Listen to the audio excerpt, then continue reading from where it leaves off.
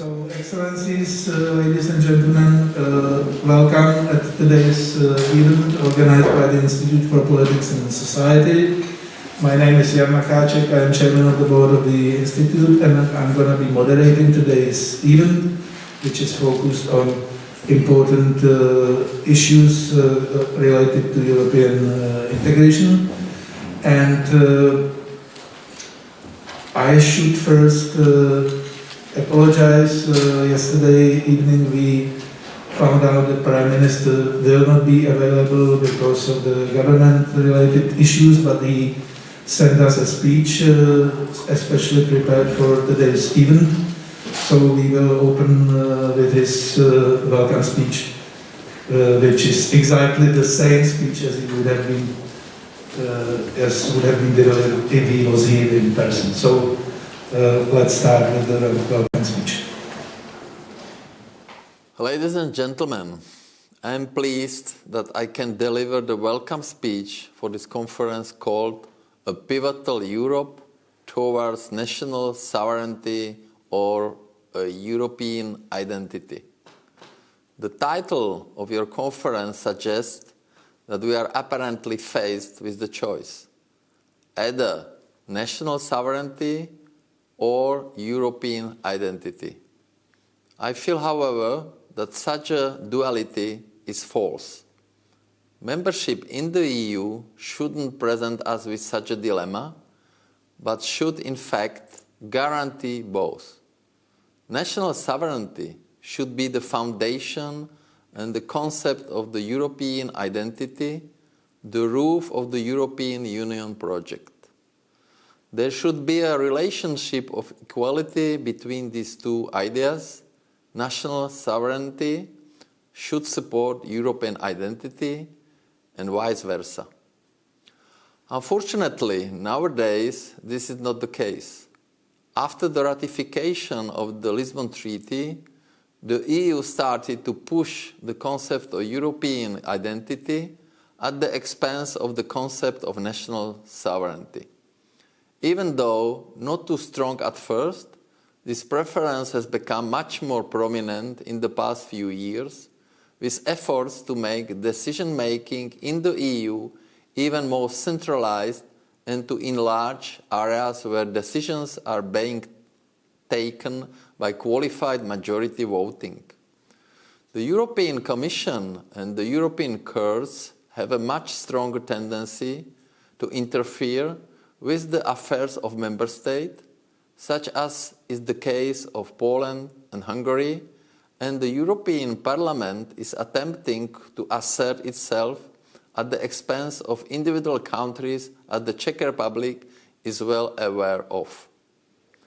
In short, there is an evident push coming from the political elites in Brussels and Western Europe to transform the EU into the supranational federation.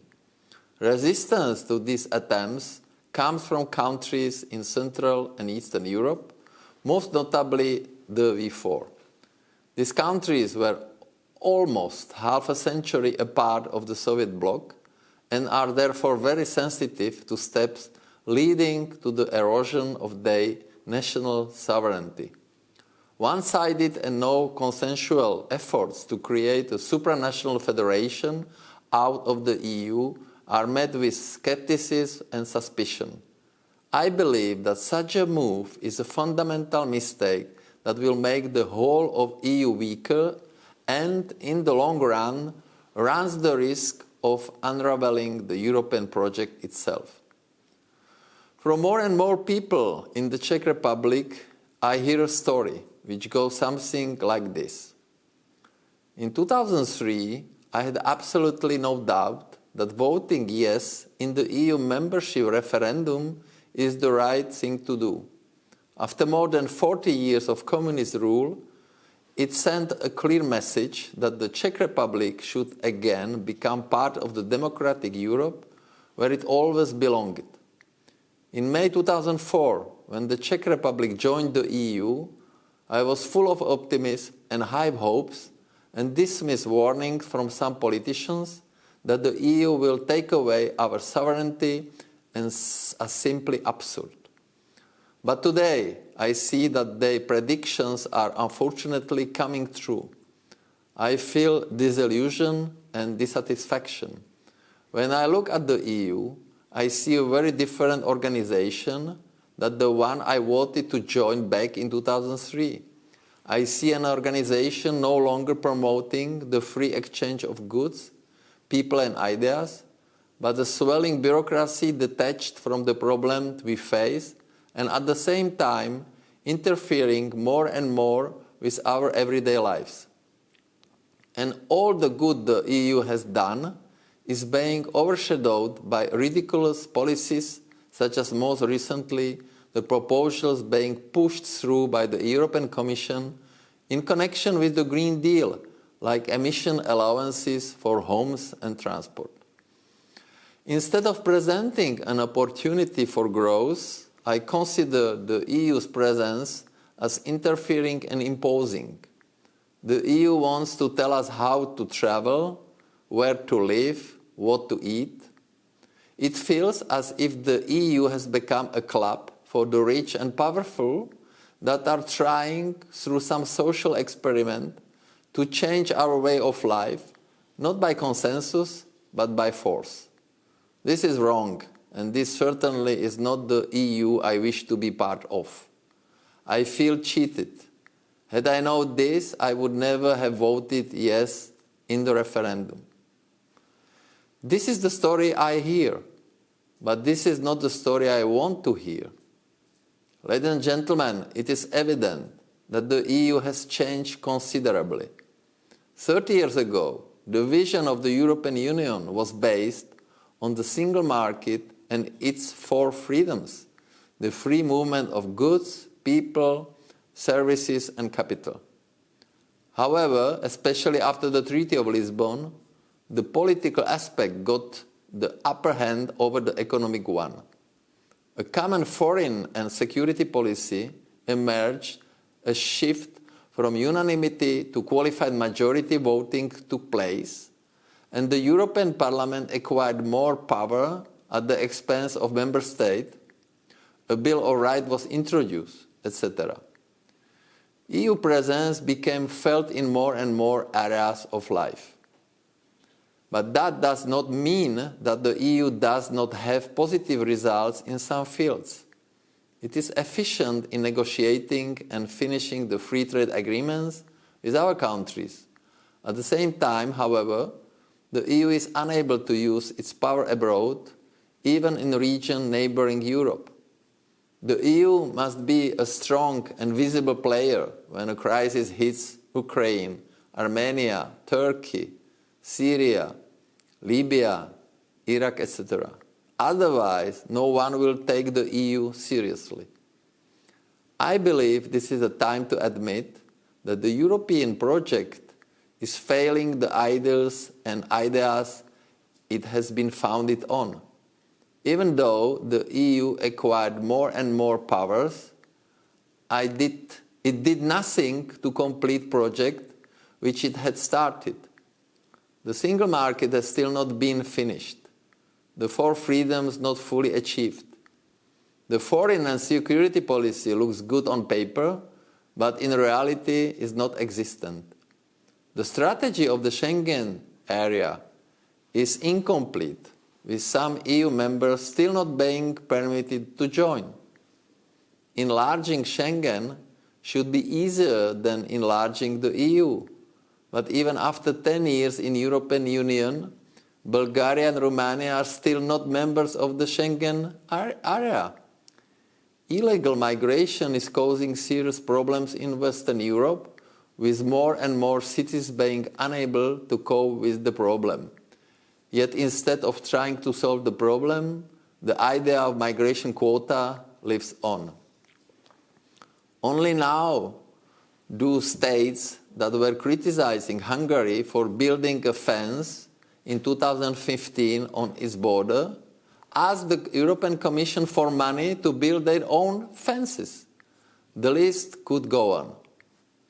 Despite all this unfinished business, Brussels has growing appetite for more power and for more policies where to exercise control. Coming back to my metaphor of the EU as a house, if national sovereignty are the foundations and European identity is the roof, then powers which have been appropriated by the EU are the rooms of the house. I see that the EU is trying to extend the house and at the same time attempting to cover all of these new extensions by the roof without strengthening the foundation upon which the house rests. Even more surprising is the fact that there are no clear plans as to how large should the house be, how should have access to it, or how should it look. The result is an increasingly unstable house. In fact, a part of this house fell off a few years back, yet building continues unabated. Ladies and gentlemen, I believe the European Union needs to take a long, hard look at what has become an increasingly rigid structure, moving away from citizens it was set up to serve. If we don't want the whole structure to come crashing on our heads, I think it is absolutely crucial to stop building our house and start reinforcing it. We must complete the project left unfinished, most importantly the single European market and the Schengen area, the requirement of which is a well-guarded external border. After completing these steps, I believe we should examine the powers delegated to Brussels and in certain areas give them back to member states. Under no circumstances should more powers be delegated to Brussels, and under no circumstances should we enlarge area of qualified majority voting in the European Council, thus getting rid of unanimity in areas like taxation, social policies, family law and foreign policy. In short, we must strengthen the foundation, i.e. national sovereignty of member states, and again achieve a balance between the idea of European identity and national sovereignty. What we need is not more of the EU, but a stronger EU. What we need is not more delegated powers to Brussels, but wrapping up unfinished projects. What we need is not more of a federation, but more of nation states. Only then can the EU continue as a project which people will trust and support. Thank you for your attention. And now let me introduce Dita Charanzová, Vice Chairman of the European Parliament and Member of the European Parliament on behalf of Anonymity. So she would have her welcome remarks. So, good morning, Excellencies, ladies and gentlemen. Warm welcome to this discussion and special warm welcome to our special guest, my dear colleague, my friend, Guy Verhofstadt. We are happy that you are with us today. Also, after what we've heard from the Prime Minister, I'm sure we will have very exciting debate on where to go and how to build the future of Europe.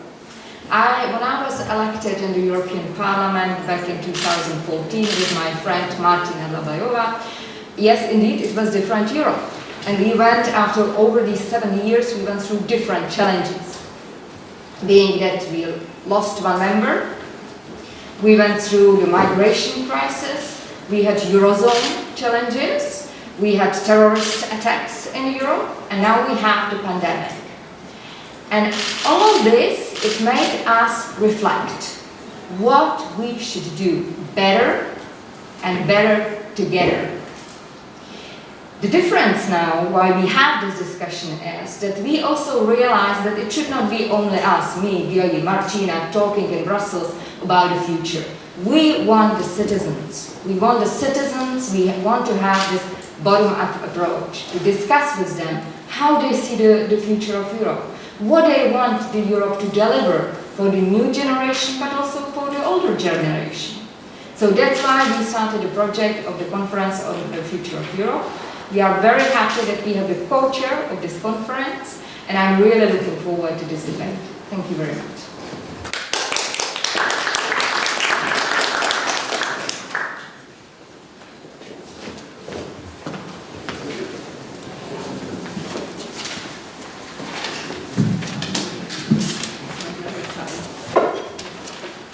So I think we can, as speakers, take this mask off. And let me start this first interview part of today's small conference. I should mention that Guy Verhofstadt is not only former Belgian Prime Minister, former Vice Chairman of the European Parliament, and co-chair of this Conference on the Future of Europe. About this discussion is part of it, by the way. And but I have always considered him also an intellectual who has a strong vision of Europe, which is quite well structured, and he's courageously fighting for it, even writing articles of which I am an enthusiast reader, for instance in Project Syndicate, etc. So it's kind of exceptional, I can say, in Europe that we have politicians who also have a very structured vision of Europe, and I admire it. So this is for the beginning, and that's why we gonna have this discussion. So I first would have a question and I have to warn that you have to be short in all the response. We have like 35 minutes, I believe. And so first, like, could you summarize in what ways EU is succeeding according to you, and where it is failing according to you? So what's your take on this? And I have to do that in 2 minutes. That's impossible, I think, because so maybe first of all, thank you very much for the invitation to come to talk about this conference on the future of Europe, and let me directly enter into the matter. I am as critical towards the European Union as Andrej Babiš. I think that today we fail in a number of issues, and the best example of the failure was naturally a country like the UK leaving the European Union. It's difficult to say, oh, it goes very well with the European Union. The UK is leaving. It's a proof of the fact that things are not going well. And then on top of that, we got the different crises, the financial crisis, where we reacted very late. We got the migration crisis, which is still ongoing, in fact. Look to what happens for the moment on our border with Belarus. There is the COVID crisis, with this new crisis, and there is then this ongoing weakness of the European Union in the neighborhood, when it concerns Ukraine, when it concerns Syria, when it concerns Libya, where it concerns whatever place in our neighborhood or 1,000 kilometers from our neighborhood, it are others who are deciding. If we go outside of Afghanistan, it's not the Europeans who decide, the Americans who decide, and we follow like little children. That is the reality of today. And such a European Union will not survive, in my opinion, the 21st century. So my criticism towards Europe is maybe bigger than those of the Prime Minister of Andrej Babiš, because I think that this Europe is not capable to act sufficiently fast and accurate, and is always acting too little too late. So that is my answer to your question, where are the failures? So I have given a number of them. We can come maybe immediately to how to solve them. But I want to end my first intervention by saying I'm very much in favor of sovereignty, but you have to understand that in the world of tomorrow, to exercise sovereignty only on the national level will not help you very far. The reality is that the most of our challenges are not national, but transnational. Why we talk about migration is transnational. Why we talk about climate change is transnational. Why we talk about terrorism is transnational. Why we talk about every issue of today, it is transnational. And the threat, for example, by other parts of the world, for example the Chinese, is a real one. And I have to tell you that neither China, neither India are nations. It are civilizations.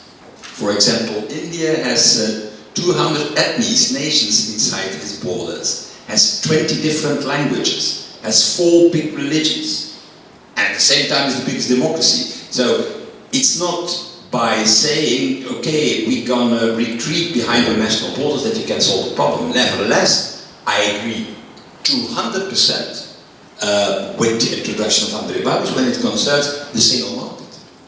The single market, everybody is talking about the single market, but in reality, there are big parts, even the majority of the services and the goods in Europe are not in the single market. When you talk about telecom, mobile, digital, 5 or 6G in the future, services like insurances, banks, finances, all this is not in the single market.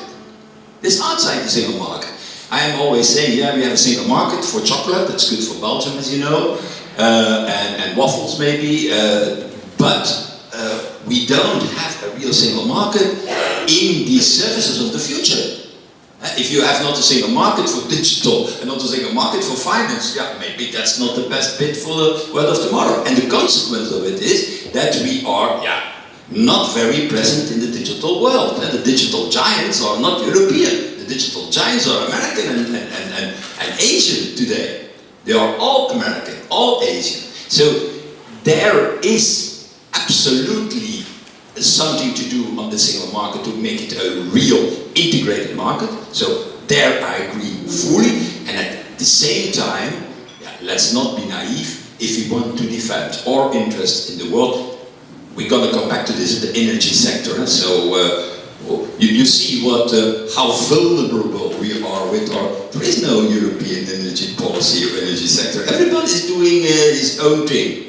The one believes in nuclear, the other doesn't believe in nuclear. The one thinks we need more gas, the other thinks no. The one thinks you have to come to gas from America, the other thinks we can continue to do it with Nord Stream 2 coming from Russia, and so on. And then you have to buy energy on the world market with 27. What is a stupid idea? You do it better as a single market, naturally. So I think really that this union, as it works today, or it doesn't work today in even when there are positive evolutions, and so we can come back to this during the debate, needs a fundamental reform. And the conference on the future of Europe, the purpose of the conference is to define the way forward, together with the citizens, with an active participation of the citizens during the whole process. Okay, thank you very much. And what about the successes? I think what are you proud of? Well, the last positive thing that we got was the reaction to the COVID crisis. Let's be honest. I agree with those who are saying, there is a grasp of power by Europe, by Brussels and so on, but it was not Brussels who asked to have a health union. It were the citizens and the member states and everybody who said at the beginning of the COVID crisis, oh, hell, Europe is not responsible for health. Let's make Europe responsible for health, because then we're going to have vaccines, we're going to produce them, we're going to have... that's the reality. I don't say that it was perfect, certainly not from day one. It was perfect. Far from that. But the reality is it was the societies, the people, the citizens who requested that Europe would have a health union and a common policy. And secondly, we reacted far better to the economic consequences of this crisis than after the financial crisis. You remember after the financial crisis, it has taken 10 years before Europe reacted to a financial crisis that came from the US. It was not in Europe that the financial crisis was born. Now we reacted far better. We established the 750 billion euro Next Generation Fund to help the 27 member states to overcome the negative fallout. And we did it by creating Eurobonds, by doing it in a European way. So still I have also there a little bit of criticism, because I would like that this a bigger part of that money would be used for really pan-European projects. 5G, the absence of a semiconductor industry in Europe, the next developments in the digital world, so that artificial intelligence, supercomputers, that will be the world of tomorrow. And if we want to take the lead, well, use that money to do that. But nevertheless, the reaction to the COVID crisis was much better now than after the financial crisis. That's clear. Thank you. So you are, as I mentioned before, a proponent still of European federalism. The trouble with federalism is that when people talk about it, they don't even agree what federalism is. Elementary. Some people think about centralization. Some people think about decentralization. So what's federalism according to you these days? I think what is being overlooked, that it can even mean less integration, less centralization in some areas, but more stronger centralization in very important areas. And it also means in a competition. In a competition is one of the pillars, right? And it also means like that we need to have a second chamber of the parliament, which is kind of also a definition of the federalism. But the question is like, what this second chamber is like. So what's your take on discussion on federalism, and what's your position, and how is it changing, or is it changing or developing, facing events and crises? There is no European federation today. Let's be very clear that the basic principle of the decision making inside the European Union is still the unanimity rule, and that is clear. But for example, in migration, based on the treaty, that is qualified majority. But the Council decided not to apply that rule and to do it by unanimity. And that's the reason why already for now 20 years we don't have an agreement on how to tackle migration inside the European Union. So the main problem to overcome is not to realize a federal dream, is to overcome the blocking of the decision making inside the Union. Look, we have now again with Lukashenko these problems. It will take again weeks and months before Europe will react. That is not possible in the world of today. That you have to wait weeks and months before you can react, because things are moving on. Things are going so fast. And not only in foreign policy, you see that. By the way, I have to tell you that I think one of the biggest waste of money also in the European Union is foreign policy and defense policy, especially because we spend a lot of money in Europe on defense, but with not a very convincing outcome. So we spend, so people don't know that, but you have to know that we spend 4 times more than the Russians on defense in Europe. 4 times more. They spend more or less $65 billion a year. We spend altogether, without the UK, with the UK it's 300 billion. Without the UK it's a little bit of $240 billion. That's 4 times more. At the same time, we spend more or less 30-40% of the Americans on defense. But we can only do 10% of the operations of the American army. So I'm a lawyer, I'm not a mathematician. But nevertheless, I was Minister of Budget in my life, in my previous life. But I'm always saying, to be Minister of Budget is not necessarily to know something about mathematics. So the only thing what you need to know is the word no. That's the only thing what the Minister of Budget needs to know. But even I, as a lawyer, know that when you spend 30-40% of the Americans, they can only do 10% of their operations. You are 3 to 4 times what? Less effective than that. And that is what is happening in Europe. We are not capable to defend ourselves without the help of the Americans, because we are duplicating everything 27 times in Europe. That doesn't work in the world of tomorrow. The world of tomorrow is a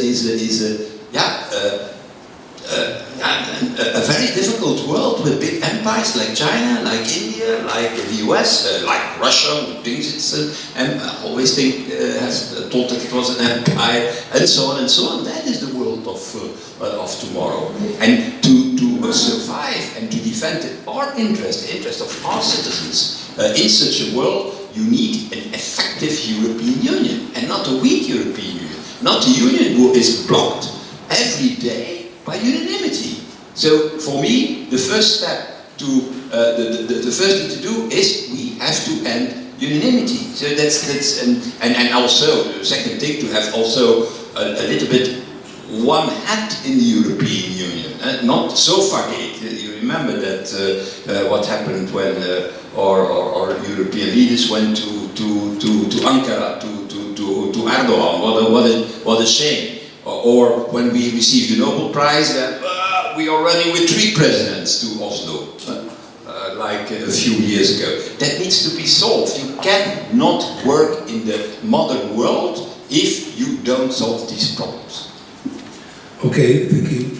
And I would like to ask now about concepts of multi-speed Europe versus concept of two-speed Europe. I think that we already have multi-speed Europe in some areas, like Schengen was mentioned in the speech of the Prime Minister. We have Eurozone and out of the Eurozone countries and other aspects. But whereas multi-speed Europe is a reality, and the two-speed Europe is certainly not in the interest of countries which are not in the Eurozone or are not heading to the Eurozone soon. And so what's your take on this, multi-speed versus two-speed? Well, there are many people who are saying multi-speed is then the solution to solve our difference of point of view in Europe. I think it weakens Europe. For today, the European Union is like a menu card in a restaurant. You go in, you take the menu card and say, I don't like this, I like that, I want this, but I don't want that. Look, it's like in the US. Imagine one moment that in the United States it works like Europe. Imagine, 2 seconds. For example, that California is saying, look, the dollar, no, we're gonna go back to the peseta. And you know, the peseta was a currency in the US in the 19th century until 1870, used in California. And so imagine that in California, say the dollar, no, we go back. Or for example, in Massachusetts, you're saying, look, the FBI, nice organization, the federal board investigation, but the FBI, we're gonna not participate. We're gonna not do that. We're gonna stay out of the FBI. Or the same with whatever other policy. We should say these Americans are completely crazy, but that's exactly what we do in Europe. Denmark is not a member of Europol. To give an example, there are countries in Schengen and countries out Schengen, and there are countries who want to be in Schengen, there are not in Schengen, and there are countries outside the European Union who are not members of the European Union but are in Schengen. You have to understand it. So Switzerland, for example, is the example of that. So you can be a member of the European Union and be out Schengen, and not a member of the European Union and being in Schengen. The same in European arrest warrant. We started with that. The Italians have taken 10 years, have been 10 years out of the system. I'm always thinking that it was Berlusconi, because he thought that we should use it against him, the European arrest warrant. So for 10 years up, the Italians were not in. The European patent, the same. The euro, another example. So I think it's all this patchwork, like I say, this so-called multi-speed Europe, this menu card for Europe, is weakening Europe. How can you defend the interest of the European Union if you have not a unity on these fundamental issues, like, for example, the currency, for example, the freedom of movement, for example, the common position to the outside world. So I'm not in favor of multi-speed Europe, and I think it's weakening Europe, and it is a false proposal to solve the problem. It doesn't solve the problem. It makes the problem bigger. Okay, thank you. Next question has to do with the results of elections in Germany. There has always been a French kind of policy to have more integration of the Eurozone, more institutional integration of the Eurozone, not only the central bank. Germany was always opposing it. Current coalition negotiation looks like that finance ministry would belong to FDP. Do you expect any changes in this after the elections in Germany, that Germany would be ever willing in an era after Merkel also to be willing to integrate the Eurozone further without waiting for countries like ours to get in? Yeah, no, I think there will be a change with the new government. You feel it already. I have seen the first texts also of the coalition agreement that they are negotiating for the moment. They are also in the middle of it, and that's a very pro-European line. Yeah, but in a very rational, intelligent way. So I expect a change, because let's not forget, you talk about France and Germany. First of all, it's not only France and Germany who have to decide in Europe. There is the Europe of 27, and this with the 27 that we have to decide. And secondly, what is hopefully changing is what. So we have to understand a little bit that since the German reunification, the roles have changed. Before the German reunification, Germany was a country who want more European integration, because for them, after the Second World War, that was their link to life, I should say, to decency. That's the reality. And the French, they got an opinion about Europe who can be summarized as follows: if it is good for France, it's good for Europe. You know? That's more or less the thinking of the French at that moment. Well, with the reunification and the end of the Berlin Wall, that has completely changed. Germany became the biggest country, and they began to behave as the French.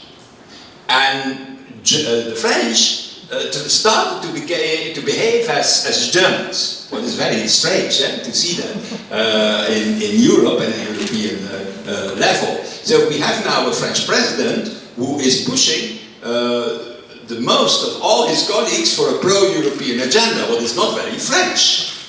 And on the other hand, we got, for more than a decade, a German chancellor who was saying not this, not that, and for example, even in the migration crisis, saying we're going to do it ourselves, and absolutely not on trying to find a European solution. That's the reality. And I hope that this will change now with the new government. That there is a new government with that again, France and Germany will speak the same language. What was not the case the last 10 years. Not the case. Absolutely not. On different issue. If they speak again the same language, that is not sufficient to solve our problems, but that will be a game changer. That will be changing the dynamic inside the European Union to come forward with a number of proposals, even on a fiscal union. Because let's be honest, people are talking about a fiscal union like the end of the world. But tell me, someone, we have a currency. Do you know a currency without a union, fiscal union behind, that doesn't exist in the world? A country can always exist without a currency. That exists. There are countries who are not using their own currency and using the dollar, for example, or even the euro in a few cases. That exists. But the opposite doesn't exist. That there exists a currency without a state authority behind. That I have never seen. And the problems that we have in the European Union, economic problems we got after the financial crisis, came from that, naturally. That you got the currency, but not the fiscal union, not the banking union, not this, not that. So that is not sustainable. If you don't want that, then you don't need to go forward with the currency. It's the one or the other. Or you want the monetary union, and you need also everything what is necessary to make this monetary union work, or you don't want. I think that this monetary union is a good thing, and that we underuse, in fact, the euro. We don't use the euro to his full potential as a real world currency that can compete with the yen, with the dollar, with every currency. And so we have now this euro bonds that we have launched for 750 billion. This is the first time we are doing that. Have you seen? They are sold in 2 seconds. In 2 seconds, people want more of that. So that means that people, the world of investment has trust in the euro, and that we need to take advantage of it.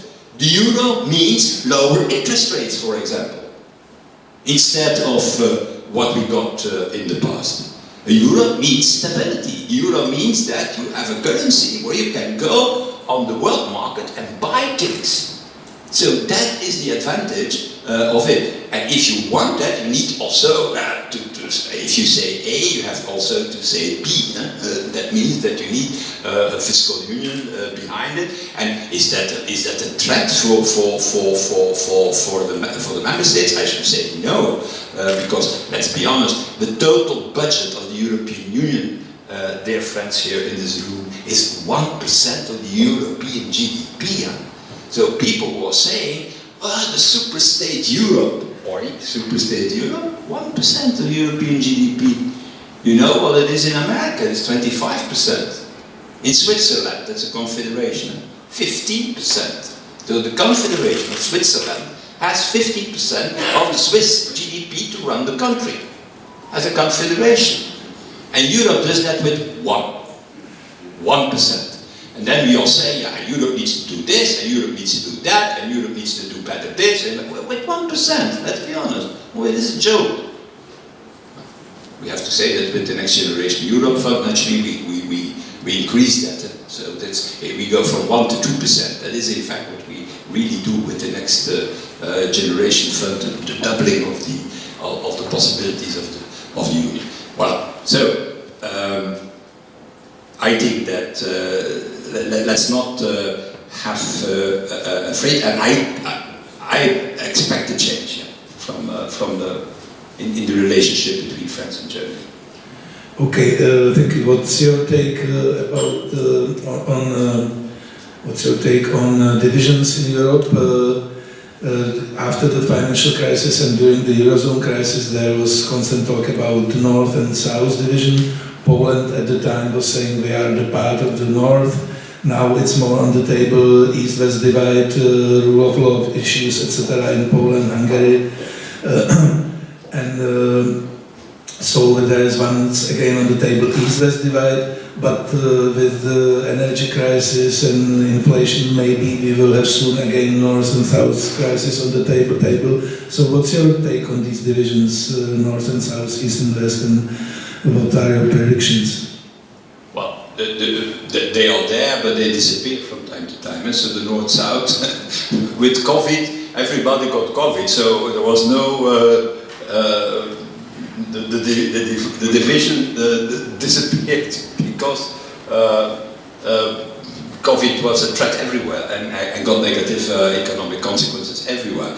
And I'm pretty sure that also the East-West, it's depending also on who is in power. If tomorrow there is a new Polish government, and I hope in the next election as a liberal that our new partners there will win the elections, or if the opposition wins the election in Hungary, for example, next year, it is in April, if I'm not mistaken, then we will talk about, then nobody will longer talk about an East-West. I think it's wrong to every time divide Europe. North, South, when it concerns financial issues, East, West, when it concerns other issues. For example, rule of law, it's not because there is an autocratic leader in a country that this is that, oh yeah, and that is Eastern Europe, you know? That's a complete, or Central Europe, that's a complete unacceptable for me stigmatization of citizens and peoples in Europe. The way the Central and Eastern European countries liberated themselves from the Soviet authoritarianism is an example that I didn't have seen in many other countries in the European Union. So we were not always so full of courage against the oppression we have felt we got in the past. So I am against this stigmatization, and I think that we have not to follow that. So by saying there is a north and a south, and there isn't actually a north and a south and an east and a west, and there are differences, that's evident. But I'm always saying that the difference between somebody who lives in the north of India and with somebody in the south of India is bigger than between a Finn and someone citizen of Naples. Okay, thank you. Our next question is about strategic autonomy, which is also more or less an idea which is pushed by France and more discussed after creation of AUKUS, which is this nuclear submarine alliance between Australia, US and UK.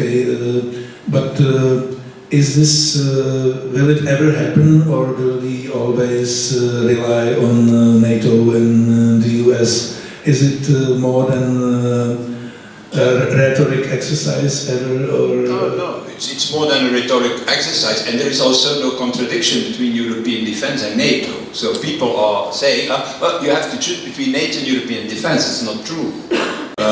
European defense needs to be the European pillar of NATO. But things are changing. Look, when Biden comes a few months ago, to the summit of the NATO, it was 2 months ago, I think, he came to Brussels, NATO summit. What he said, what he was talking about. He was talking about China. In my opinion, China is in the South Pacific, not in the North Atlantic. If I am not mistaken, China is in the South Pacific and not in the North Atlantic. Nevertheless, he talked about China, about the South Pacific, in the North Atlantic Treaty Organization. So that means what? That means that the whole, challenge in defense and security has changed today. It's no longer an East-West European divide. It are challenges on the world level. So if that is true, we need to reform the NATO. And if you reform the North Atlantic Treaty Organization, we need to reform it into a treaty organization to defend democracies and human rights in the world. That's what we need to do. And that means the involvement of Australia, that means the involvement of Japan, that means the involvement of a number of Asian countries. So in that sense, it becomes normal that we Europeans organize the European pillar inside NATO. And we do it really. Instead of every time talking about increasing the budget.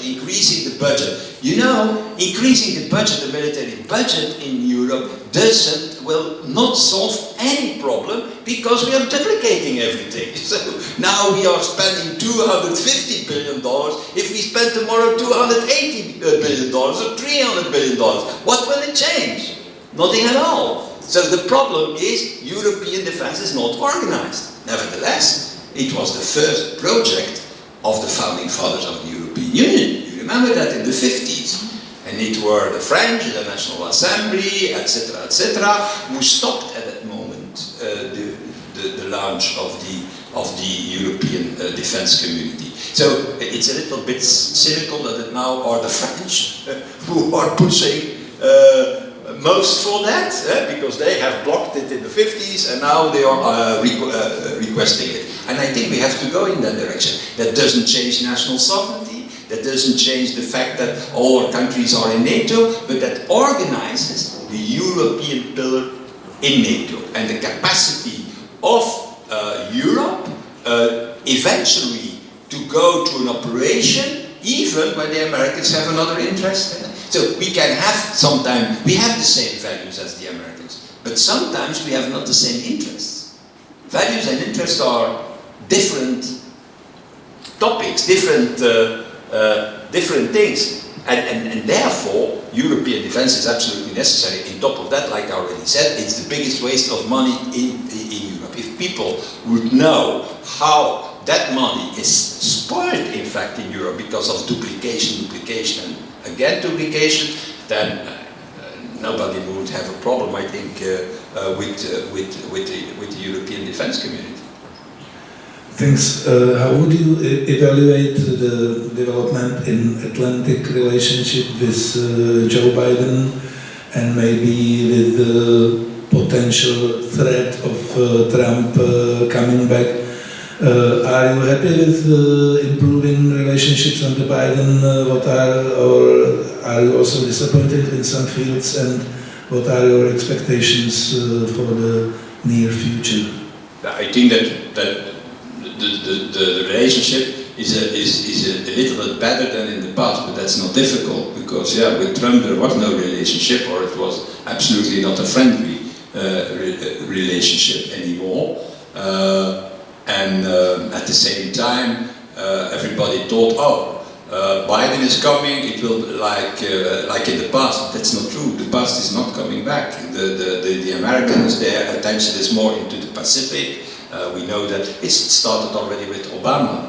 It's not Trump who started that shift in the foreign policy of the US. So that's the reason more not to be naive, not to think, oh look, it's now Biden, so everything is okay again.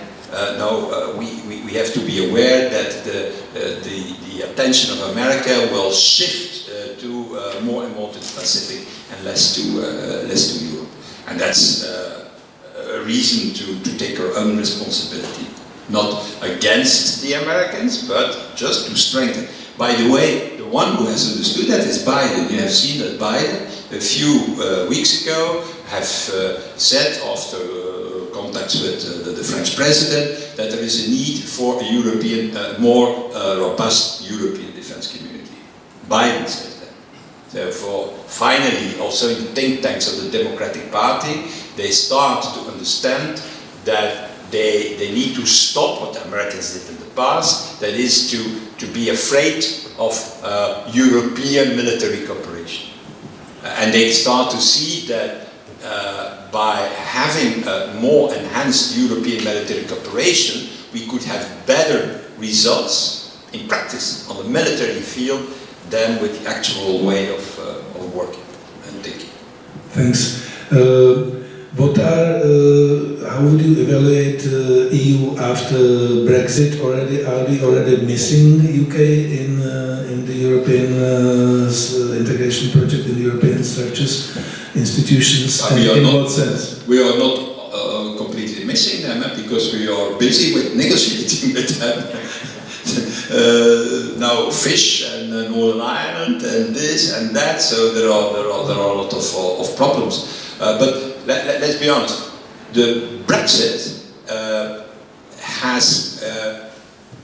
is certainly very negative in my opinion, because it's always stupid that a big country is leaving the Union and leaving the single market. But it has got one positive effect. That is that people said, oh, after the Brexit we're going to see, there's going to be a Dexit, the Danish going out, there's going to be an exit, the Dutch going out, there's going to be maybe even a Frexit, the French going out, and what we have seen is exactly the opposite. So people have not followed, and you have seen that also in the last European elections. We have seen for the first time in decades an increase of participation in the European elections with 10 points. It's not small, you see this increase in the participation. So the Brexit has not, so I think that people have reacted to Brexit in the following way.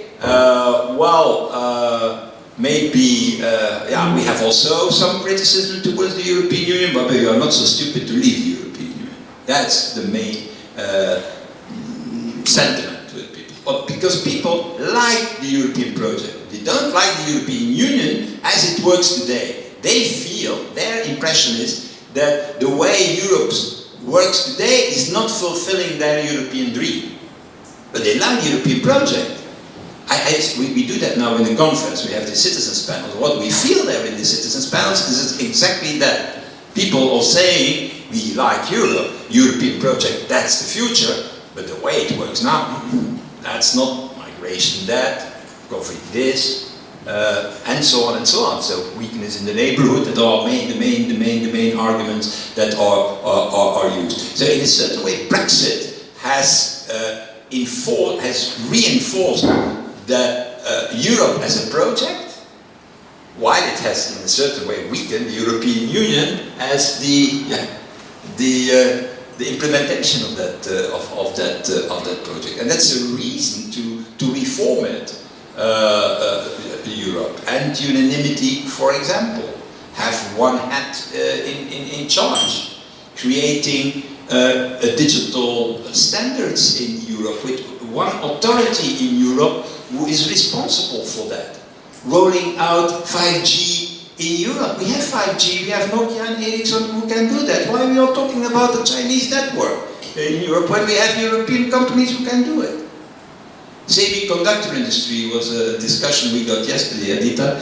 Semiconductor industry, the semiconductors of the future are invented in Europe and the production lines are produced in the Netherlands. What are you talking about? Why we don't have it then? Because we don't use, for example, the money of Next Generation Fund to say we're going to use that money to create our own strategic autonomy in semiconductors. So that our car industry has no shortages in semiconductors. And so the list is long. The list is long. The same in the digital world. The same in the digital world, where you find the internet platforms are all American, all Asian. Why? Because if somebody here in the room wants to start a new application on internet using mobile, he is very encouraged to really start that in Europe. He needs 27 authorizations in Europe. In America you need one. FCC it calls, the Federal Communication Commission, FCC. And then, if you use mobile, you need to make more than 100 deals in Europe with the mobile operators, because we have more than 100 mobile operators in Europe. Why? Because every Minister of Finance wants to keep the money for the licenses of this mobile for his own. So the consequence is that we have 103, 104 mobile operators in Europe. So start once something where an app, you need 27 authorizations of 27 national authorities, plus more than 100 deals with mobile operators. That's the story of Spotify, the streaming service, who went to the US to roll out their model. And when they were successful there, they came back here. Because in America there are 3-4 mobile operators. In China there are 3 mobile operators. It's very clear. So to do business, to roll out something, it's easier. So that are the challenges, I should say, of the future. Create our own semiconductor industry. Create our own 5G network, where we have the capacity to do so. Create other things I have seen this morning in the newspaper. Cryptocurrency. So people are saying cryptocurrency. Look, cryptocurrency will stay with us for decades. That's the reality. This is the market who has created cryptocurrency. Why not, instead of saying, create a standard for it so that it becomes, we did that once, a standard, where we're successful. You remember the old mobiles we got? What was the mobiles we got? It was GSM was the name. That was a European standard. And this European standard created an enormous industry. Nokia, Ericsson. Nobody used it, Asian phones at that time, or American phones. It were European phones. Because there was a European standard who was worldwide accepted. That is what we need to do. If we say a standard, and we say, look, in Europe, it's Ericsson or Nokia 5G technology, well, it's like that. Why not doing that? I say, but competition, but you can have competition. I am in favor of competition, I'm a liberal. I like competition, but not in the way that we don't develop our own industries, that we don't develop our own capacity, autonomy, sovereignty. It's that what we are talking about. Sovereignty. What is a sovereignty? When it is a Chinese network that is running here, when the data we produce go to America and they make the profits with it. That's the reality of today. We make the most data in the world, Europeans. Well, you're busy. Those who are now texting on their phone or making data. Who are using the data? Your data that you're making. Typing for the moment will be used by the Americans to make profits. So we make the content, they make the profit. And using maybe a Chinese network to do so. Fine, okay, let's continue. No, we cannot continue like that. Well, we can continue like that, but we will, then in a few years of times, we will have maybe a system in Europe, like in China, where they control you. When you go from one part of the street to the other of the streets, have you used the, how you call that, zebra path and the white, I don't know what the English word is for that. So they control your how you behave. That's the reality what the Chinese do with social ratings. Yeah. And if you have behaved well, you will have good points, and if you have good points, maybe you can go to a trip outside China. That's the way it works. Do you want to live in such a society? I don't want to live in such a society. I want a society where there is privacy, where there is a room of maneuver, where I have my freedom, and so on. That is the way. So we need a European model for that. And the Americans, well, for them it's the money. So they keep our data, they use it, and and Facebook and so on are busy to kill the Western liberal democracy, yeah, with their algorithms. Because what is Facebook? You click on football, and then for 2 years afterwards, every day, more football, and so on. I like football, that's not at the point, but to tell you that this is not the way a modern democracy can survive. Thank you very much. We have to go for the second panel now, but so I would like to invite other panelists to join us. But we have a 1 minute video during which we will be seated here. So, please. Okay, so let me welcome panelists for this round of discussion. First, once again, welcome Dita Charanzová, Vice Chairman of the European Parliament. I have to apologize that Jakub Kulhánek, Minister of Foreign Affairs, got sick, so he apologized today morning. His deputy, Mr. Jan Kohout, was willing to come flexibly. Hello. Let me welcome Milena Hrdinková, State Secretary of Europe. Good morning, and once again, Mr. Verhofstadt will be part of this discussion also. We have several other important questions to focus on, and we would like to start with the rule of law question and the superiority of European judicial institutions like European Court of Justice of European Union, CJEU. So some people are discussing this topic that it's a purely question of Poland, which recently said that Polish constitution and Polish law is not in important fields, is not a subject of the decision making of the European Court. But it's not exactly just, because there are the same issues as far as Germany is concerned, when European or similar issues, when European Court decided that I could say like monetary policy of European Central Bank, buying the bonds as part of quantitative easing, if I make it simple, said that it's okay and it's within the European law. German Constitutional Court said that it is not your business. It's business of the German Constitutional Court, and we are superior in this respect. And so it's not Poland. It's not the only country in this respect which said that it has there are questions to be discussed as far as the national sovereignty and sovereignty of Polish judicial institutions. So it's not as simple as it is often discussed, but maybe my other panelists would disagree. So we will start again with Mr. Verhofstadt. What is your take on this discussion in Poland about superiority of Polish constitution and the European Court of European Court of Justice of the European Union? So to be very clear about this, the whole discussion in Poland is not about the primacy of EU, etc., etc.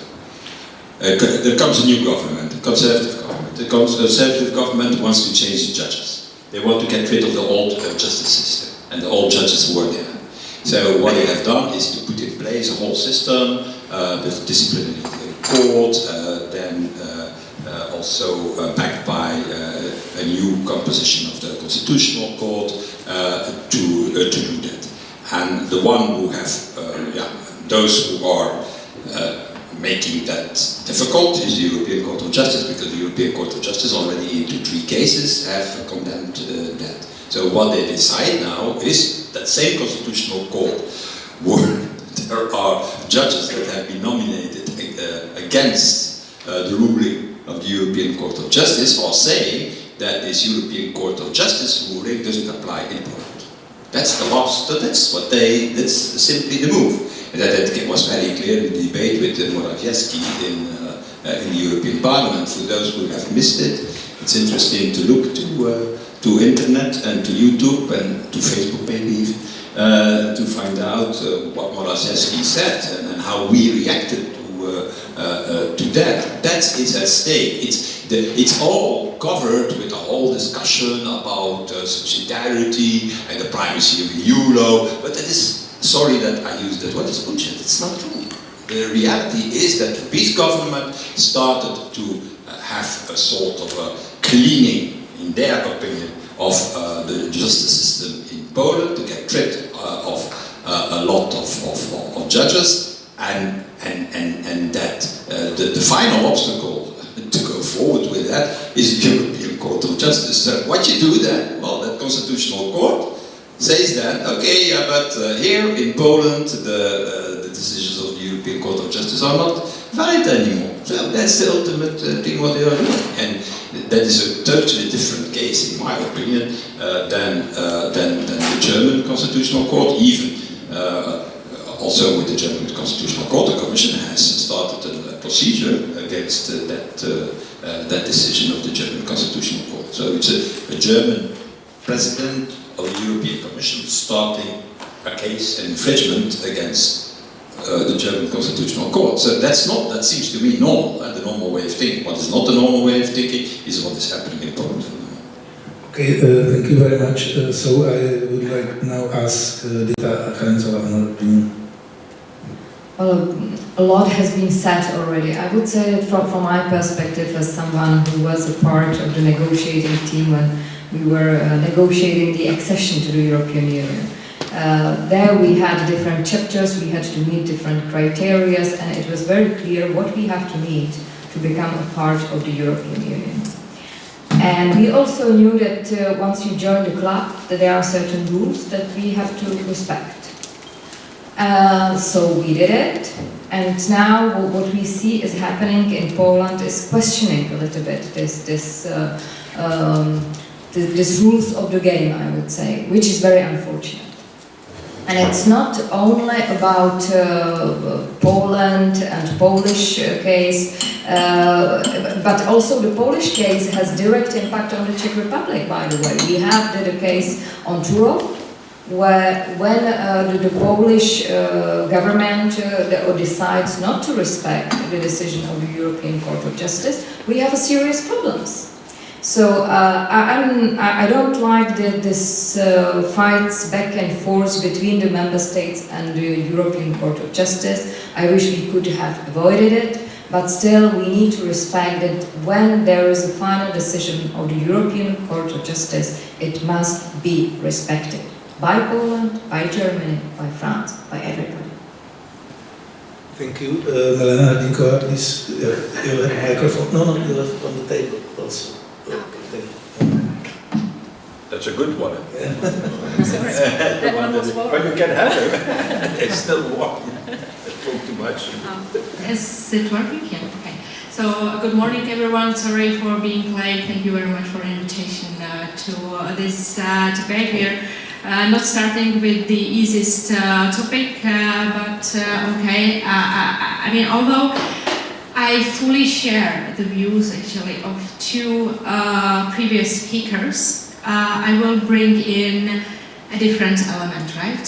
I have a very unique opportunity. I have had very unique opportunity to be part of many before meetings. So I actually know the Polish and Hungarian reasoning quite well.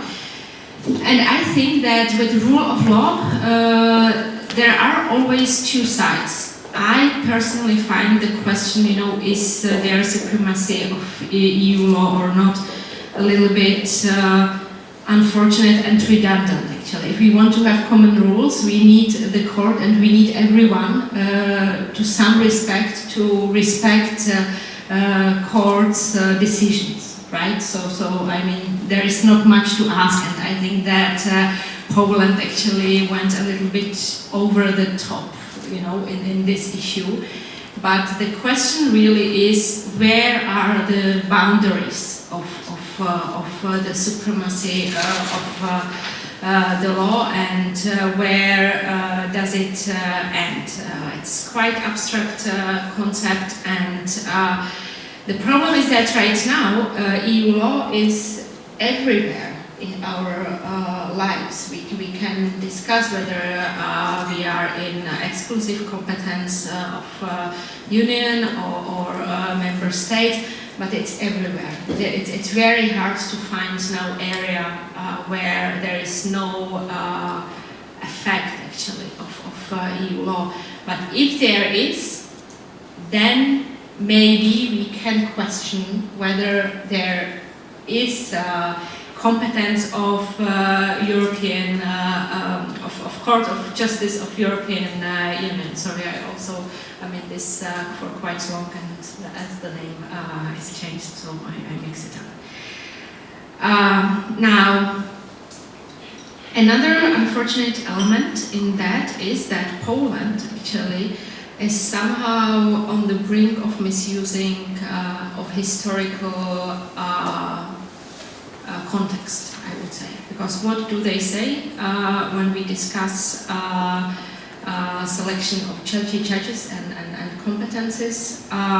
They say historically there have still been a number of judges, and it is very relevant for the Czech Republic as well, who used to judge in 50s and 60s, and who used to actually deal with quite nasty cases, and we simply want to make sure that they do not continue in this job any longer, because we believe that they are not entitled. And I think that this is very, for me, and even emotionally for me, this is very strong argument actually. For me as a lawyer, this is quite difficult, because how you do it actually, because once you do find any tool, mechanism, how you get rid, very simply said, of these people, at the same moment you create a mechanism that can be misused against another group of people. So how to make this legitimate, it's very, very questionable. But I do see one element behind what Poland is doing in terms of selecting their judges as at least very valid and something what needs to be assessed. What's very helpful, I think, in this area is what the Commission did, that they created a selection of criteria where all member states' systems are being assessed against, so that we do have some common denominator, and we see, where exactly, the systems are different, where the Polish system varies from the others. So, there, I think we need to be a little bit more careful. But for supremacy of the EU law in general, I don't think that Poland can actually win this war, and there is very, very narrow scope of situations and cases where we could advocate for national courts, whether constitutional or other, to not to be limited at all. Thank you. Thank you. Mr. Kohout. Thank you for your invitation. Once again, I would like to apologize, Mr. Kulhanek, so replacing him, hoping that it will be a good substitute. I was a little bit late, but I heard what Mr. Verhofstadt said, that most of the Europeans like the European integration, but not the way the EU is performing nowadays. This is, I would say, one of the examples. That's what we are now making. The judges of the Polish justice system. I don't know if there is someone in the room from Polish embassy, so no one is here to defend the Poles, so I will do that. So, because it's always easy to speak about someone who is absent, who is not in the room, so he has no choice to defend themselves. So that's the principle. First, that means the primacy of the EU law. That I think it's a clear for everyone, for all member states. And the rule of law has two aspects, in my view. There's the binding nature of the laws. No double standards in domestic law, no double standards on the EU level law. So what it means? That what constitutes the primacy of the EU law in member states, because we are still composed by member states, we are not one single European or the United States of Europe, means that only what is in those treaties has the primacy over the national law. Nothing else. What is happening nowadays in the last couple of years? That's a creepy enlargement of the competencies of the EU different institutions, especially by the European Commission. So when we ask our friends in Poland, in other countries, we cannot apply double standards, and the second, the same sharp view we have to have on the European level, on the European Commission, sometimes maybe even on the European Parliament, not it's a sovereign, so they can do what they want according to or what they want in line with the treaties. But the basic fact is that must be applied. And what is about this ruling of the Polish court, and we have to look into the details, it's that what is not in the treaties has no primacy over national law. So that's true, that's simple, it can't apply. So we have to look at it. And in fact, it's provoking exactly those sentiments which are going against the EU. current performing of the EU. We all need, or we are willing to have the European integration, the strong EU, and in some cases this is exactly what is so provoking some negative sentiments, because when Milena was saying that this is such a mixture of different competences, where we have such overlapping, that's so foggy, so that's not clear. And when I was the member of the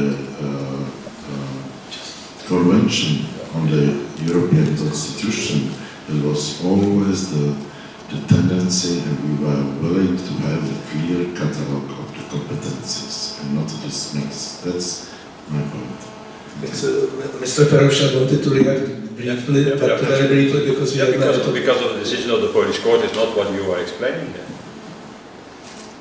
The decision of the Polish court is not what you are explaining. The decision of the Polish court is about two articles, the treaty.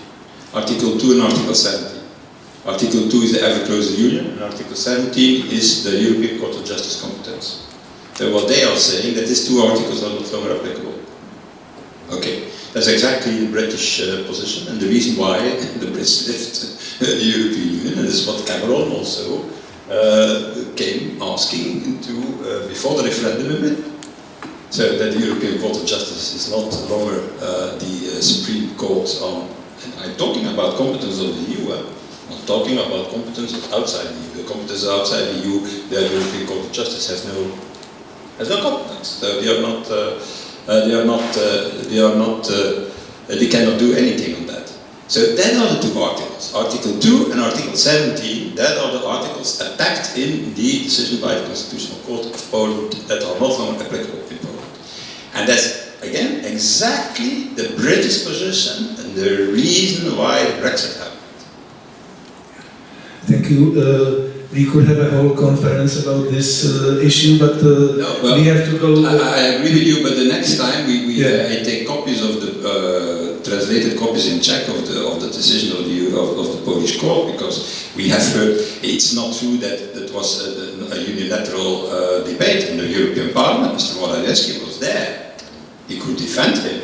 He has defended him. He started with an intervention of 30 minutes, where we have 5 minutes to counter him. So it was more in his advantage than in ours. And finally, the conclusion is the same. The conclusion is you cannot. This Article 2 and Article 17 have been approved by the peace government. I was there in the European Council when the Lisbon Treaty and these articles were approved. It was done by the two Kaczynski brothers. They did it. The President and the Prime Minister of Poland. Okay, I have to say that our think tank was having a discussion about it, which lasted an hour. It's available on the internet. We will definitely continue to discuss it in the future. It's very important, but let's go to our other topics. And I would ask all the panelists to be as brief as possible. It will be a little bit like journalism based. It was already touched by the Prime Minister in the opening and by Mr. Verhofstadt. But how would you evaluate the situation with these 4 freedoms of the single market and current state of it, of these 4 freedoms and the single market? So first, Dita. Well, as someone sitting in the Commission on Internal Market for 7 years, I'm very frustrated. And I remember when we prepared the presidency in 2009, and one of the motto of the presidency was Europe without barriers. How to complete single market. Now, when I was approached a few months ago by the government, and we were brainstorming about the topic of the incoming Czech presidency, I said it could be the same. Complete the single market. We can copy-paste the priorities from 2009 and have them valid for 2022. It's very sad. It's very sad. We had the president of the Commission, Mrs. Ursula von der Leyen, giving the State of Union speech and saying we will celebrate the 30th anniversary of internal market. Full stop. I will not celebrate it. It's a very sad anniversary because I cannot deliver. We haven't delivered enough. And it's especially valid here in the Czech Republic, which is very open economy, which very much depends on the internal market. And also the country, we are quite Eurosceptic, as you have just noticed in our debate. But whenever you ask people about Europe, what they like about Europe, they will mention internal market as on the first place. So definitely challenge, and a lot of has to be done. We have to talk about digital single market. If we don't succeed in the digital single market, forget European economy in the future. I was responsible for one legislative file during the last legislation, which was about the free flow of data. You know, data, this is the goal of the future. Recently, what was happening was that every country controlled the data, and where the data is stored only in member states. We have GDPR, we all respect the same privacy law, we all have this law, but every country decided to store its own data. They did not trust the server in Helsinki, in Paris. That was one of the examples that we managed to solve, but there are so many on my table in the commission I worked on. But definitely something where we need to deliver more. Thank you very much, Mr. Verhofstadt. No, I will be very short, really. But because I said already a few moments ago what I think about it, so that only 30-40% of the single market is really a single market, and that all the rest is still under, not in the scope of the single market. So digital, mobile, telecom, finance, insurance, so everything what has a link with the future is not in the single market. So champagne is in the single market, that's good, and other beverages, but that's my point. So, mainly the problem can only be solved if in crucial issues of standards there is a European authority who can decide. Okay, thank you. Milena? I fully share the frustration. I fully agree, and I also agree that the internal market and for freedoms are the most important thing for the Czech Republic. That's why I have been encouraging this as top priority for the Czech presidency, and I would like to add why I think this is happening, why we are so much struggling. In my view, it continues to be lack of convergence, and that's why we need to continue.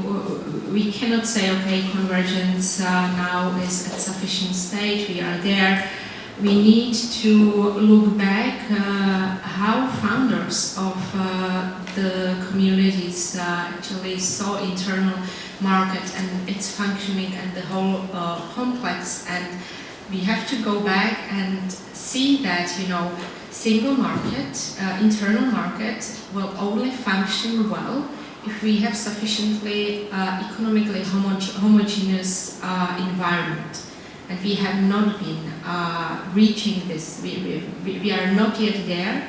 And that's why we need to continue working on the convergence, getting member states economically close, not only economically, but generally closer to each other.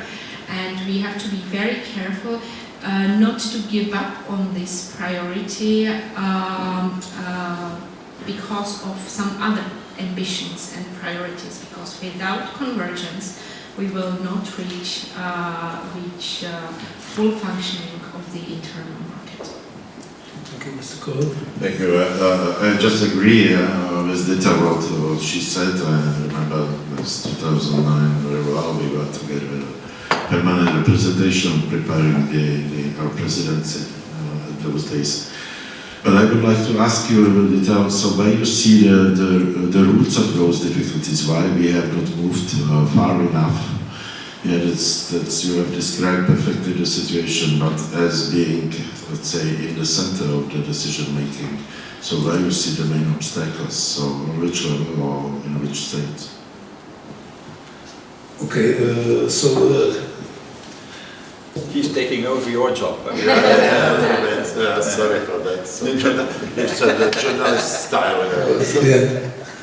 Well, it's. I think that we already went quite deep with this. So I would propose now to go to energy crisis and EU's role in it.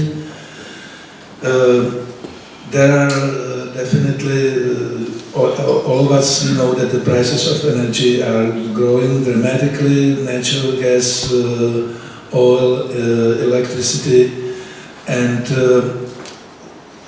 it has to do with the post-COVID rise in demand, with post-COVID situation. But there are also like green policies of the EU to blame, and also the question of energy security.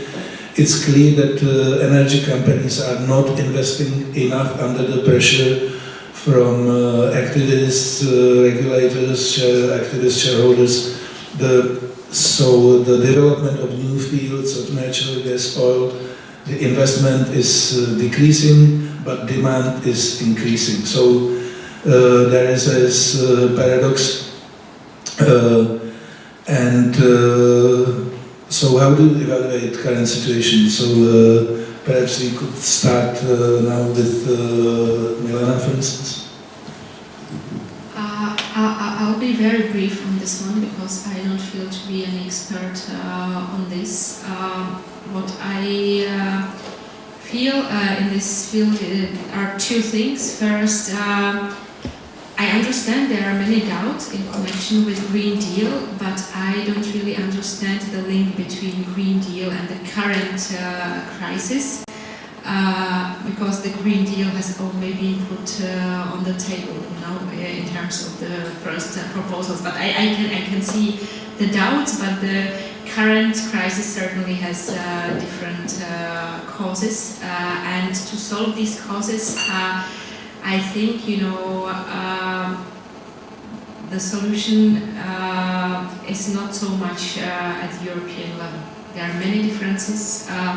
Many in this area amongst member states, and we should be clear about what we can and what we cannot do at the EU level. Okay, Mr. Verhofstadt. Yeah.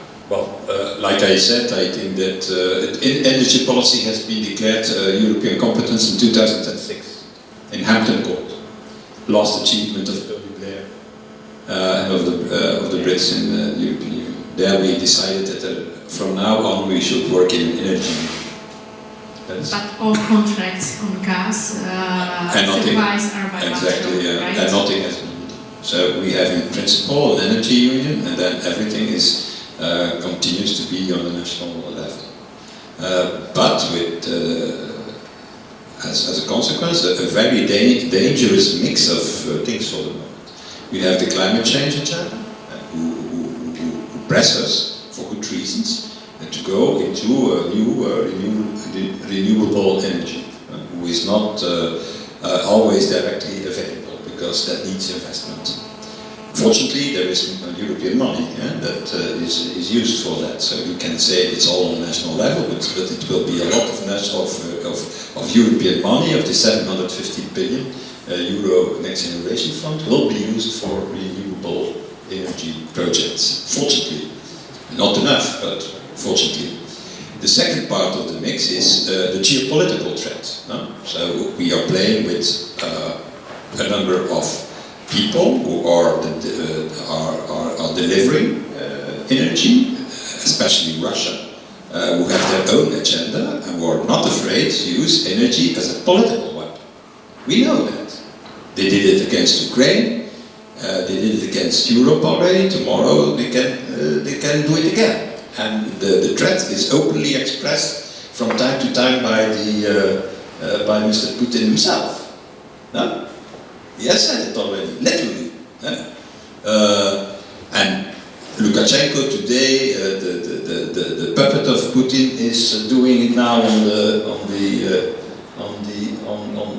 the regional level, saying that he will cut off gas coming through through Belarus. I'm not so sure who is the most, who will feel the most consequences. Maybe he will feel the most consequences because that will not increase his income of his country. Because for every cubic meter that goes to Belarus, is cash, he's paid for it. Okay, but nevertheless, energy is used as a political weapon. It's not for the first time in history yet, but Putin openly is saying that, and we are still depending on Russian gas, let's be honest. That's clear. And then there is the third element, that is that by putting all this only on the national level, saying that energy is national, we see an enormous problem that comes in a clivage, we are saying in French, in Europe, between those countries who believe in nuclear and those countries who don't believe in nuclear. With those who are saying nuclear is necessary to obtain the goals of the climate change package, and those who are saying, no, we don't want that. And we have to fall back to temporary gas, and on top of that, also different national coal is different. This discussion about coal is not the same in Poland as in Belgium, for example, to give only that example. So, if we don't coordinate that inside an energy union, it's a very dangerous mix that can create shortages in Europe on the short run, price increases for ordinary citizens, what is already happening, and price increases in energy prices. I can tell you that can be the start of a turmoil in public opinion. We have seen it already in a few countries, in France, for example. So my fear is that if we don't coordinate that on the European level in an energy union, so that we use the strength of this whole energy market, we will never be able to overcome in the next 20 years this combining problems that we have: geopolitical, climate change, the fact that our national priorities were only counting. We need to stream them together in one coherent policy, so that energy autonomy of this continent is at reach, not now, because that's not, but at least and that could be, for example, to reinvest in nuclear, a new type of nuclear. That could be try out to find, with the purchasing power of the whole European Union, other ways of gas in the world, for example, liquefied gas coming from other parts of the world instead of what we have now with pipelines coming from Russia. That could mean, to adapt also a number of our policies, so the end of coal and so on, that need to be coordinated. Otherwise, we're gonna go into the wall with the energy policy in Europe. And into the wall, that means shortages, what is already happening, plus price increases for citizens, and that is a very dangerous mix of problems who could create a lot of turmoil in a number of countries. So my feeling is that the so-called energy union that we declared in 2006 in Hampton, it's time to start to work on it. Also for geopolitical reasons. So because the situation is, there is no real coordination at all on energy in the Union. Thank you. The trouble also is that if these prices stay high for a long time, politicians would blame EU once again because they wouldn't like their national governments to be blamed, obviously. So what's your take on this, Dita? That I'm used to being blamed for Brussels. I think very briefly a lot has been said. There are for me two steps or two levels. One is what we do now, and second, what we do for the future. Now we need to help people. We need to help people. And there was a clear call from the European Parliament to really help the member states to be flexible when it comes to reducing the taxes, different stimulus checks in France, whatever, but just really, we are now firemen, so we need to really help people. And then there is this lesson learned and what we do in the future. And I agree that we will have to do more at the European level, being the question of reserves, geopolitical question, how to diversify more, what we do with the US, what we do with Norway, etc., etc. But also then it comes the green transition. And I remember when we had the first discussion with my French fellow colleagues 3 years ago, 2.5 years ago in the European Parliament about nuclear. Now it's completely different story. President Macron last week or this week announced that nuclear will be the energy future of France. So now we have a really strong ally, and I think this will actually help to change also the attitude and approach towards the green transition. Thank you, Mr. Cole.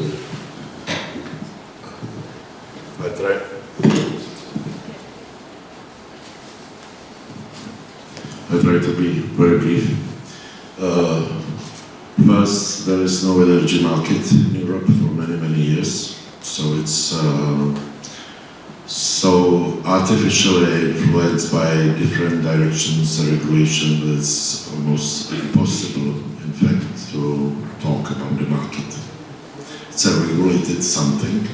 So just example, if you would be rich enough and you would like to invest into the energy, so in what kind of energy you would invest, in what? Because you have totally unpredictable from the business point of view, unpredictable future. So that's first point.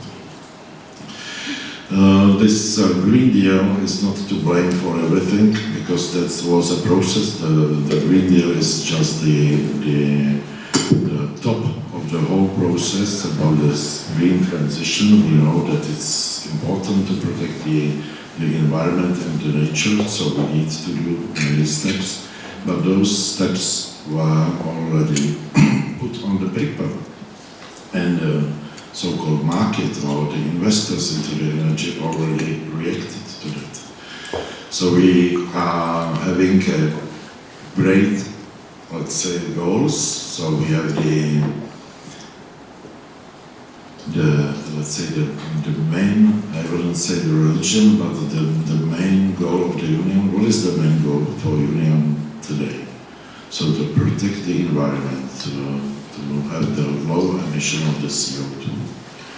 So I was just talking with one guy in Brussels about that till this eastern part of Europe had this ideology of the communism, of this so no classes, so society, they were behind. And at the time the West was just what doing. So to be richer, so to be safer, so to be better protected, no ideology. Since the EU has adopted this goal, which is not the focus is not the wellness or the well-being of the people, normal people, but the great goal of having the world without CO2. And the people had to make the sacrifices, and we know very well, because we were educated in this mode, that we have to commit the sacrifices for a better future of our children. So that was the mantra of the communism. So now we are in the same mode and not being very realistic. So it's politically driven process. It's not an economically driven process. So we have to be a realistic approach, and that means also that each country is different, and we have to respect the differences between the countries. For the Czech Republic, for the transition period, not having the natural gas as a part of the CO2 low emissions, and first and mostly the nuclear energy, so that would mean the poverty, the energy poverty of the people, the social tensions, and no one will pay enough to those people. So from the government. They are debted already heavily. So where we will get the money for that? So first, in my view, would be less regulations, give the market forces a little bit more space. Okay, thank you. So my last question before we open it for a few questions from the audiences. So please be brief once again. It was mentioned once again by the Prime Minister, who said was against apparently the unanimity voting in foreign policy. Mr. Verhofstadt is for. On the other hand, Prime Minister said that he wants the EU to be more active in near abroad. So it's hard to imagine it like how to do it without it.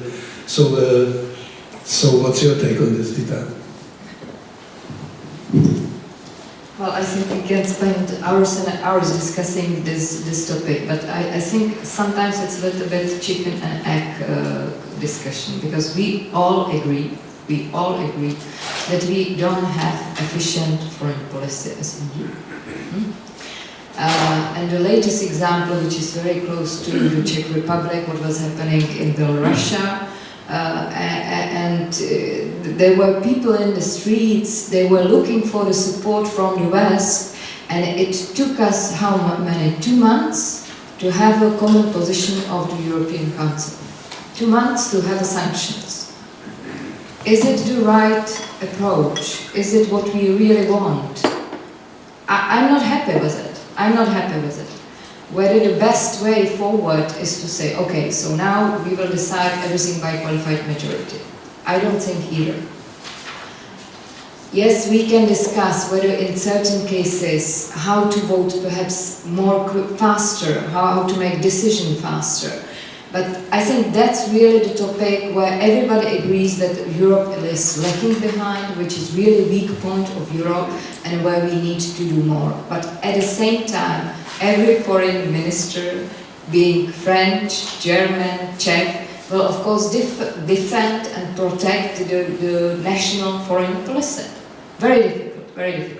I don't have an answer to it, but I have to say that the image of Europe has changed since Mr. Kissinger was saying that he doesn't have a person to call. Now he has a person to call, but he mentioned it very well. When we travel to Ankara, there are 3 people traveling, so he has 3 numbers where he can call, but still this is not how the European foreign policy should look. Thank you, Mr. Verhofstadt. I can only repeat that. We need absolutely to abolish it, because no organization, political organization on the continental scale can survive with unanimity. Not even nation states can survive with unanimity. The Polish know that very well. When their country disappeared for more than 100 years because of a bad organization of their parliament, where unanimity was required to take decisions. It was not the only reason, actually, but it was one of the reasons. If unanimity was still applicable in the US, because when the US started in 1776, it was the unanimity rule. So the 13 states needed to agree. And then they were losing the war against the Brits. So fortunately, after 10 years, they came to the conclusion that they need to get rid of the unanimity. And then they won the war against the Brits. It's so simple as that. Unanimity in a democratic organization like the Union has no sense. Has no sense, and it will be an obstacle. Will be an obstacle for many of our policies. And I have to tell you that in the conference, it's one of the issues that is discussed by the citizens. So say, okay, do we get rid of this, yes or no? So we will certainly come back to this issue in the coming months. Thank you, Milena. I think that we don't really solve the problem by putting everything into QMB. Right? The problem is not whether it's voted unanimously or qualified majority. The problem is that there are some really crucial things that we disagree, and we cannot find acceptable and sufficiently concrete compromise that everyone would be able to go and fight for it, right? I fully agree with you that it would be great to have energy union. I fully agree. I fully agree that we need it. We would be much more powerful. We would be much stronger global partner. But we disagree, and we disagree on many key issues of foreign policy. Which stance will be outvoted for Russia? Which stance will be outvoted for Israel? I could name like 5 or 6 other files, and I'll give you the two completely opposing camps. And I think this game is not about outvoting minority, because that creates a lot of frustration. We actually see it already in some QMV areas, for example, environmental files, where some states actually are pushed to do something that they believe is not really key, is not right for them, and then it really creates a very difficult situation, and it doesn't help the EU and feelings about EU amongst citizens. So I think it's not really questions: do we need QMV in foreign policy? The question really is, how do we get member states closer to each other with their stance? Why are we not going to have FTA with Chile? Why? We all know that. Is that correct? No, we all know that. Is it going to happen? Yes, it's going to happen. Thank you very much. That's in my view the problem of the external performance of the EU is not in the QMV. QMV is not. It's a nice, let's say, issue for discussion for this conference on the future of Europe, which I am afraid, because I was, as I said, in the convention which was preparing the constitution for Europe in many debates. I'm a little bit afraid it's going to be a bureaucratic, not driven by the citizens but by the bureaucrats exercise with the results, which will go the way to change the treaties. And I think that after you find that I'm a bureaucrat. It's a bureaucrat-driven exercise. But why is bureaucrat-driven? I'm not a bureaucrat. I'm elected. Yeah, but there are some other. You are elected here? No. Okay, then talk about yourself. You're a bureaucrat. Not only me. I'm not doing that. There are different. So not only in the member states, but also the European Commission. So, and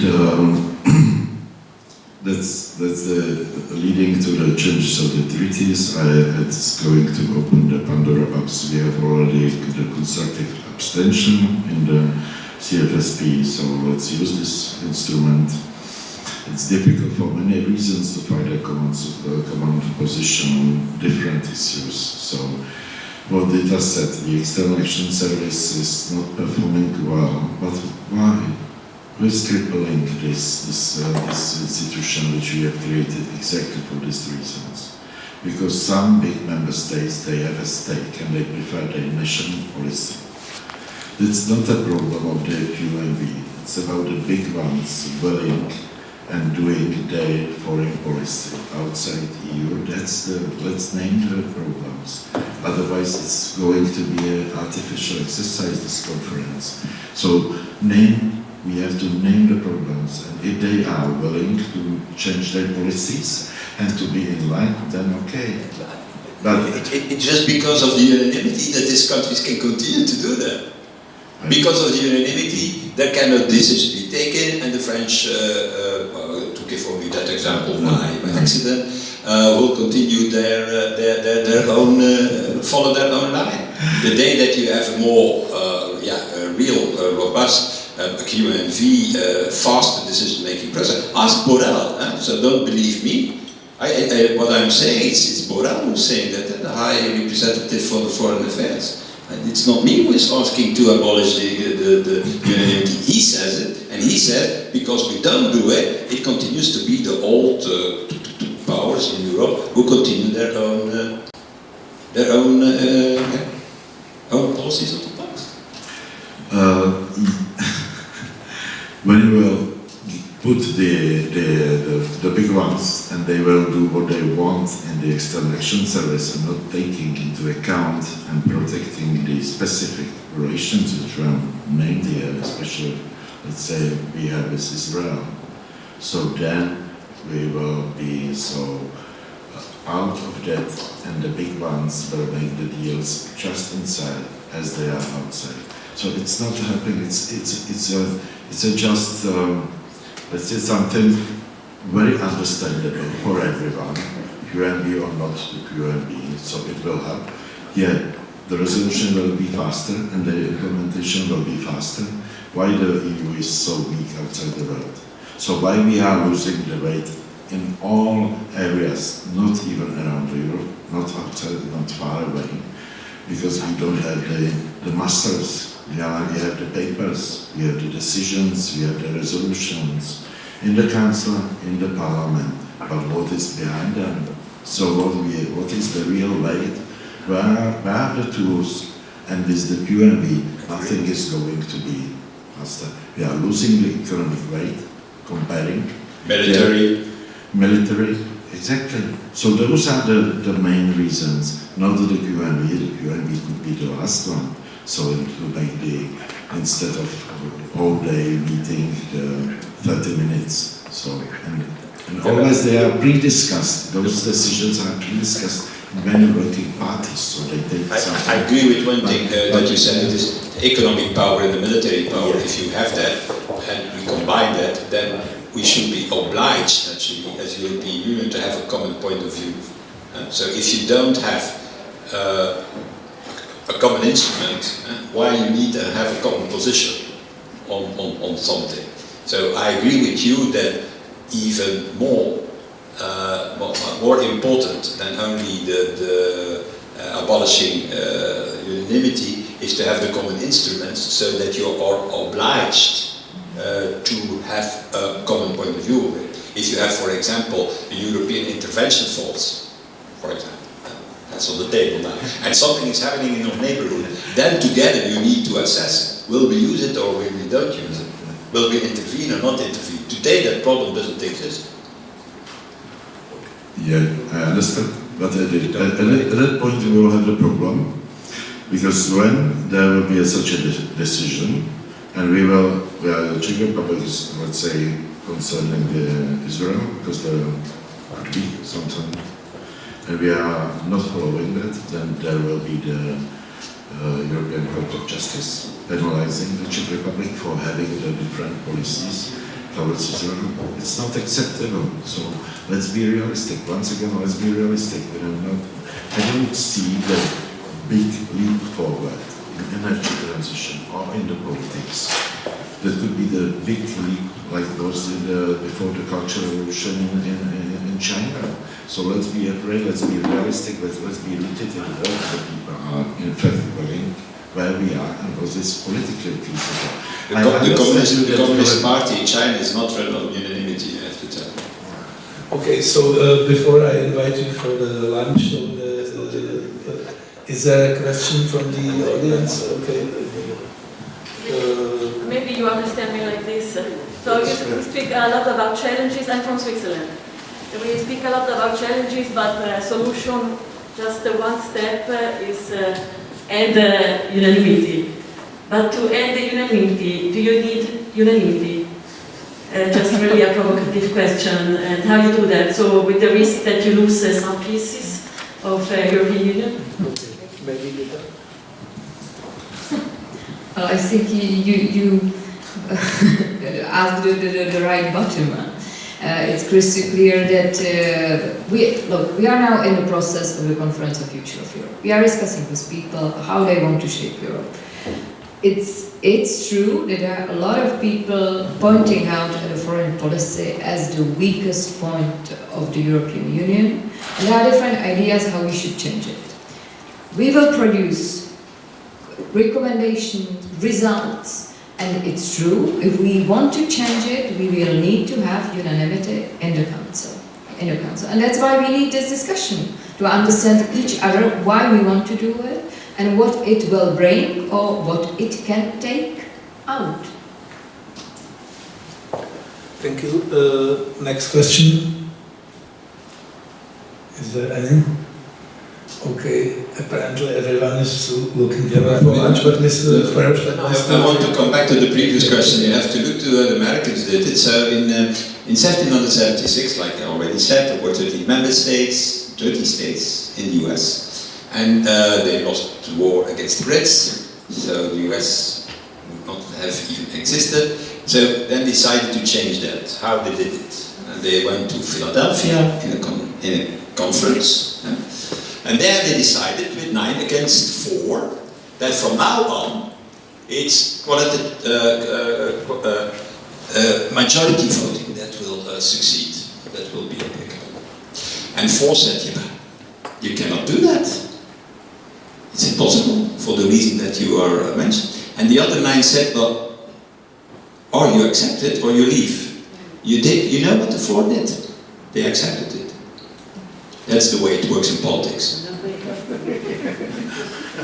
Okay, so thank you very much. Thank you. I'd like to thank all the panelists, Mr. Kohl, Milena Hrdinková, Mr. Verhofstadt, Dita Charanzová. I would like to thank all of you for coming and hopefully enjoying it. And I would like to invite all of you for a lunch now. It's a seated lunch, but with buffet, so you can move freely. Our people would navigate you. Where is it exactly, Sharka? Over there? Or over there? Oh, you will be navigated. Okay. So thanks a lot for coming, and we are looking forward to meet with you at our next event. And I would like to thank Mr. Charanzová and European Parliament and Renew Europe and Conference on the Future of Europe and all other our partners to cover it and help us to finance it, etc. So see you soon and thanks for coming.